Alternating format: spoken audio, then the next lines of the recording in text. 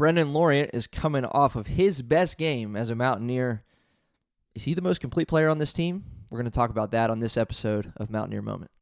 This is the Mountaineer Moment, your source for all things West Virginia football and basketball. From pregame to postgame coverage and breaking news, we've got you covered. Let's go. All right, welcome in, everybody, to episode number 82 of Mountaineer Moment. Mountaineers are fresh off of victory over Lehigh to get to a 3-0 start, and B-Lo, Brenen Lorient, was the player of the game in that one. We're going to break down his performance. We're going to break down what he's looked like all season long through 3 games, and what that might mean for the future, and what he does for this team, what he brings to this team. All things B-Lo in this one, who is off to a hot start in his Mountaineer career, the senior transfer from North Texas coming over with head coach Ross Hodge. So we're going to talk about that on episode number 82 of Mountaineer Moment, your source for all things West Virginia football and basketball. And super excited to be covering the Mountaineers all season long through both of these seasons.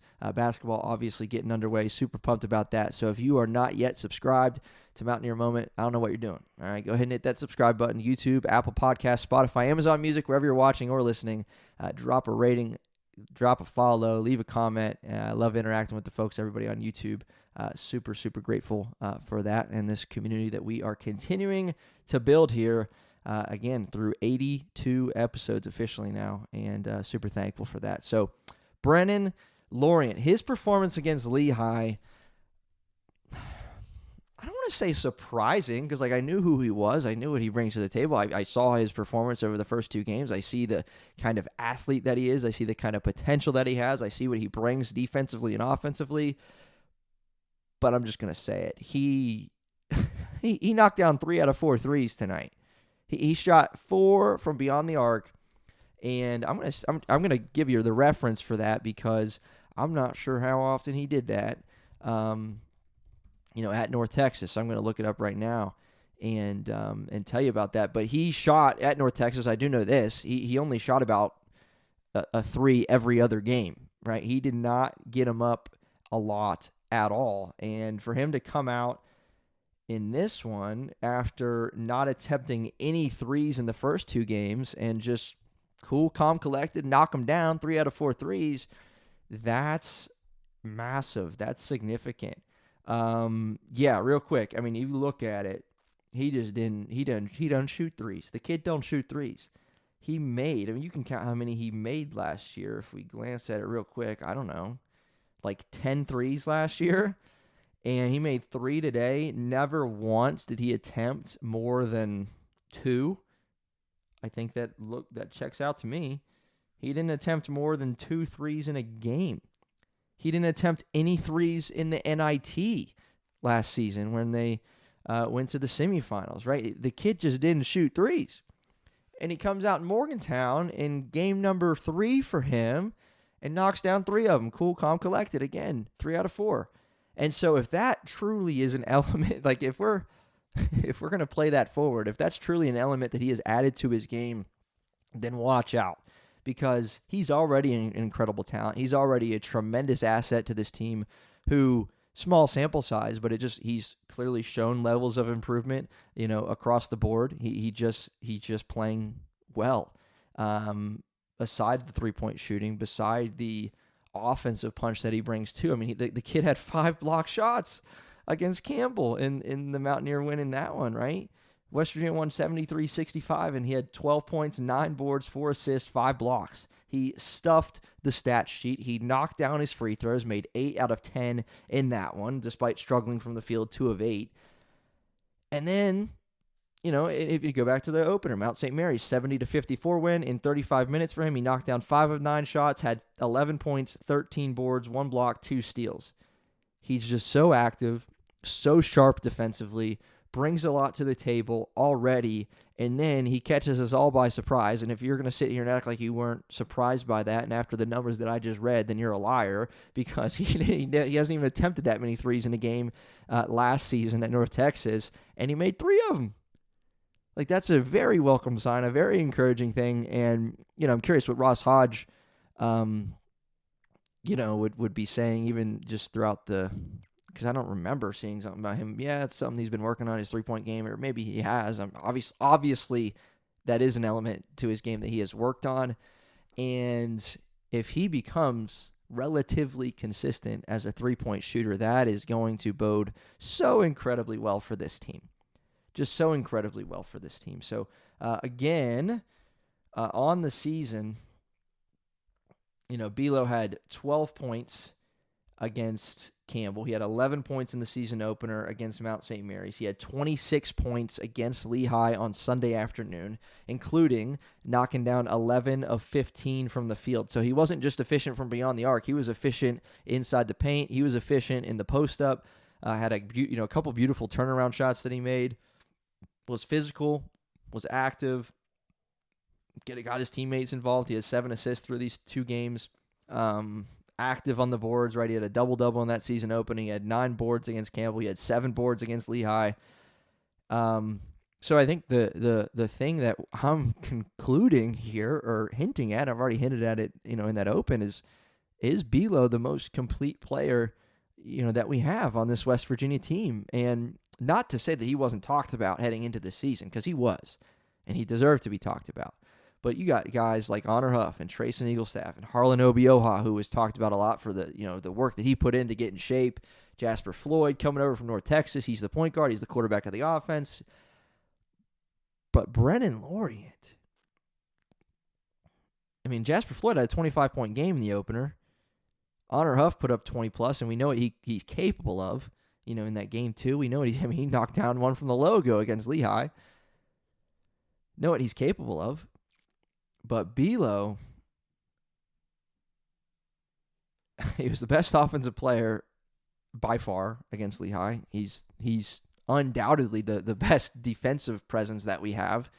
Not to say that other guys on this team can't play defense, and pretty soon you're going to be getting back Chance Moore, who's a very good defender as well. You're going to get Jackson Fields back and just what they can add. But it's encouraging all around if, you take into consideration Honor Huff didn't have his best game. Trayson Eaglestaff didn't have his best game against Lehigh, scoring-wise. And yet, Belo led the way in scoring. Belo led the charge defensively. And you pick up a 22-point win when your quote-unquote, best scorers didn't really have it. Didn't really have it tonight, against Lehigh. And so that's significant.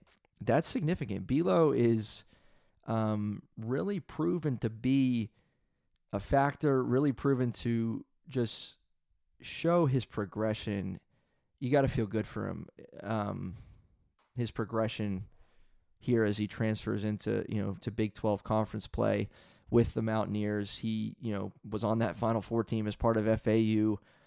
Didn't get a whole lot of playing time in a couple years at FAU. Then he goes to North Texas under Ross Hodge, 1 year there. Came off the bench every game and averaged double figures in scoring, 5 rebounds a game, which I'm kind of shocked to find out that Belo only averaged 4.9 rebounds a game at North Texas, because it sure looks like he's going to go for more than that, at least as far as the early going is concerned, here in Morgantown. Averaged just over a block a game and a steal a game, just incredibly active. And yet, you make a jump like that he made from FAU to North Texas. And it's early, but I think he made a jump again.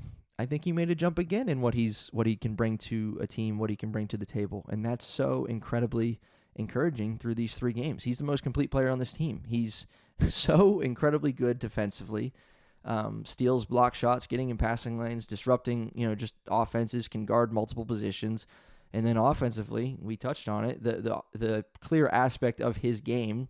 And again, he didn't attempt a 3 in the first 2 games, but I'm just saying he was feeling comfortable tonight against Lehigh, made 3 out of 4, and I would venture to say that's something he spent some time on this offseason working on it. And if that becomes a regular thing, not 75% from 3, but if it just becomes a regular thing to see him beyond the arc and knock some down, that opens up another element, another dimension to this team that already has some very, very capable shooters. Honor Huff led the nation in 3-pointers last season. We know the deal, 131 threes. You figure Brenen Lorient into that equation. Jasper Floyd, he's licking his chops. You got Harlan Obioha you can get the ball to. You got Belo you can get the ball to down low. They've connected on several alley-oops already. You got Eaglestaff and Honor Huff, running around screens, getting open, and you got Jasper Floyd, who's a more than capable point guard. So certainly for Mountaineer fans, if we, Belo and that conversation now kind of done, but like for Mountaineer fans, the game against Lehigh would be definitely the most encouraging one, particularly that first half. Felt good to see the offense clicking, the defense clicking. Guys were in the right spots. Guys were getting the job done, and they just flat out played well, especially in that first half. So that was a welcome sign because there were struggles against Campbell. There were concerns. I had concerns. Not to say that I don't have any concerns now,